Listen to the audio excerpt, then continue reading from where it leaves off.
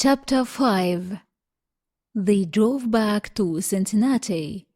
Raymond sat in the back of the Buick and watched the road go by. He said nothing to Charlie or Susanna, but muttered strange things to himself. They went to a hotel and took 2 rooms. Charlie showed Raymond his room. "This is your room, Ray," he said. That was a big mistake. Raymond looked around the room. "This is not my room," he said. There was a frightened expression on his face. "This is not my room." "Just for tonight," Charlie said. "Until we take you home," Susanna said. But Raymond was very upset now. He was shaking his head from side to side and muttering to himself, "Of course, I'm going to be here a long time, a very long time. Of course, they moved my bed." "Sorry, Raymond," Charlie said. "You like the bed under the window?" He started pushing the bed into its new place. But Raymond was still unhappy. He started muttering about books. The only book in the room was a telephone book for Cincinnati. "Charlie, let's take him home," Susanna said. She liked Raymond, and she did not like to see him upset. "He's okay," Charlie said. "Do you like pizza, Ray?" "Do you like pizza, Charlie Babbitt?" Raymond knew the word pizza because pizza was a Walbrook word. This calmed him a little. "I will ask the hotel to send the pizza up to your room," Charlie said. "We like pizza, don't we, Ray? We're brothers." "Charlie, he still doesn't look happy," Susanna said. "I don't understand why you brought him here. I think he wants to go back to Walbrook." "Ray's fine," Charlie said. "All he needs is some TV and some pizza." "What's on TV, Ray?" Raymond looked at his watch. "The Lucky Money Wheel," he told the watch. "Great! Sit down and you can watch it." Charlie turned on the television. The Lucky Money Wheel came on. "You've got your TV," Charlie said. "You've got a pizza coming." Charlie looked at Raymond and Raymond looked at Charlie. But there was no expression on his face. "Do you ever smile, Ray?" Charlie asked. "Do you ever smile?" Raymond repeated. There was still no expression on his face. Raymond sat on his bed and watched television. Charlie came in with a pizza. Ray looked at the pizza and shook his head. "What's the problem, Ray?" Charlie asked. Raymond wanted to eat the pizza the way that he ate it at Walbrook. Charlie cut the pizza into the squares for him and put each square on a toothpick. Charlie and Susanna went off to the room. Raymond watched a film. A man in the film told his son to turn the television off. Raymond got up and turned his television off. Raymond continued to look at the television, but now there was nothing to watch. He heard the sound of another television in Charlie and Susanna's room. Raymond got up and went into the room. Charlie and Susanna were in bed. They did not see Raymond come into the room. Raymond sat on the end of the bed and watched the television. Susanna saw him first. "Charlie," she said in a quiet voice. "Raymond is sitting at the end of the bed." Charlie sat up and saw that Raymond was watching TV and eating pizza. "Raymond, what are you doing in here?" he shouted. "Get out!" Raymond got up and went back to his room. Susanna looked at Charlie with an angry expression on her face. "Go and talk to him," she said. "What for?" Charlie asked. "Because he's frightened," Susanna said. "He's never been away from Walbrook before. You have upset him." Charlie got angry. "Raymond is not going back to Walbrook," he said. "He has to learn how to live in the real world." Susanna was astonished. "What do you mean he's not going back to Walbrook?" Charlie looked away from her and bit his lip. "I took Raymond," he said quietly, "and I am keeping him until I get my money." Susanna's eyes widened. "What money?" she asked. "Dad left Ray some money, a lot of money." Money. Now Susanna was beginning to understand. "How much money did your father leave Raymond?" she asked angrily. Charlie looked away again. "He left him his house and all his money," he said. $3 million.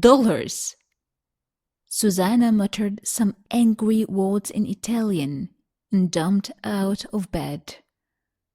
Then she picked up her suitcase from the floor and threw it open. "What are you doing?" Charlie asked. "I am leaving, Charlie." She was coldly angry. Now Charlie was astonished. "Why?" he asked. Susanna pushed her things into the suitcase and pulled on her coat.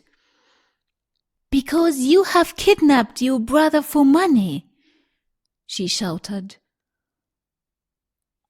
"I have not kidnapped him. I just want my money. What's wrong with that?" "Everything," Susanna shouted. She looked at Charlie for a second and shook her head. Then she picked up her suitcase and moved towards the door. When she got to the door, she turned and looked at Charlie again. "I did love you, Charlie," she said sadly. "But you are not the man that I thought you were." Chapter 6. The next morning, Charlie took Raymond to have breakfast in a cheap restaurant near the hotel. A pretty waitress came to their table. "Good morning," she said. Raymond read the girl's name on the front of her dress. "Sally Depps," he said suddenly. 460192. Sally Depps was astonished. "How do you know my telephone number?" she asked. Charlie was also astonished. He looked at Sally and then at Raymond. "How do you know her number, Raymond?" he asked. "The telephone book," Raymond muttered. "In the hotel, the telephone book." "You read the telephone book?" Charlie said. He turned to the waitress and laughed. "He remembers things," he said. Then he asked Raymond what he wanted for breakfast. "This is Tuesday," Raymond said. Breakfast is coffee and cakes. That's fine, Charlie said to the waitress. We will have coffee and cakes. The waitress went to get the food. Suddenly, an anxious expression came across Raymond's face. Where are the toothpicks? He asked. We do not need toothpicks for cakes, Charlie said. Raymond shook his head from side to side. Where are the toothpicks? He repeated. Where are the toothpicks? Charlie closed his eyes and counted to 10. All right, Raymond, he said. I will get you some toothpicks, but I am also going to make a phone call. I want you to wait for me here. Charlie was on the phone. Dr. Bruna, this is Charlie Babbitt. Dr. Bruna was silent for a second. Then he asked calmly, Where are you, son? That's not important, Charlie said. What is important is who I am with. You have to bring Raymond back, Mr. Babbitt, the doctor said. Yes, I will, Charlie said. When I get my $1.5 million, sir, all I want is my half of the money. I can't do that, Mr. Babbitt. You know, I can't. Charlie turned to watch Raymond. He wasn't at the table. Then he saw him. Raymond was looking all around the restaurant. He still did not have his toothpicks. Bring him back, Mr. Babbitt, Dr. Bruna repeated. Bring him back now. I haven't kidnapped him, Charlie said. This was something which worried him. Was Susanna right? Was Charlie the businessman now Charlie the criminal? I know you haven't kidnapped him, Dr. Bruna said. Raymond isn't prisoner at Walbrook. He's always free to leave us. Charlie breathed more easily. But we know how to look after Raymond here. Dr. Bruna continued. We know what he needs. You don't know anything about Raymond, Mr. Babbitt. Raymond was still looking round the restaurant for toothpicks. Charlie watched him anxiously. I am Raymond's brother, Charlie said into the phone. And my lawyer says I can get custody of him. If you want Raymond back, give me my money. It's not your money, Mr. Babbitt, the doctor was saying. Charlie was not listening. He was waving to the waitress. Toothpicks!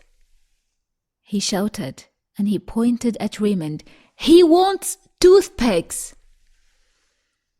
I cannot give you what you want, Mr. Babbitt, Dr. Bruna continued. At last, Sally gave Raymond a full box of toothpicks. Raymond took the box back to their table. Charlie was getting angry. Dr. Bruna, you've made a big mistake, he said. He put the phone down and walked over to where Raymond was sitting. We are leaving, Raymond. Raymond stood up quickly and knocked the box of toothpicks off the table. The box fell to the floor and broke open. The toothpicks went everywhere. Oh, Raymond! Charlie shouted, but Raymond was looking down at the toothpicks on the floor. 82, he muttered.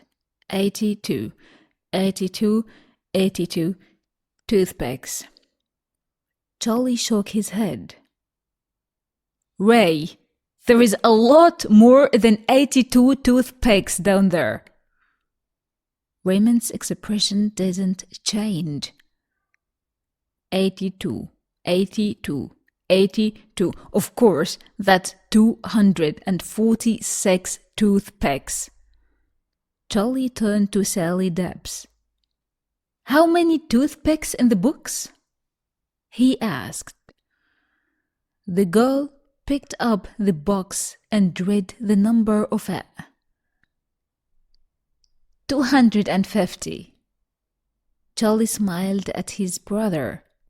That was very close, Raymond, he said. Come on, let's go. We're going to the airport. I have to go back to Los Angeles.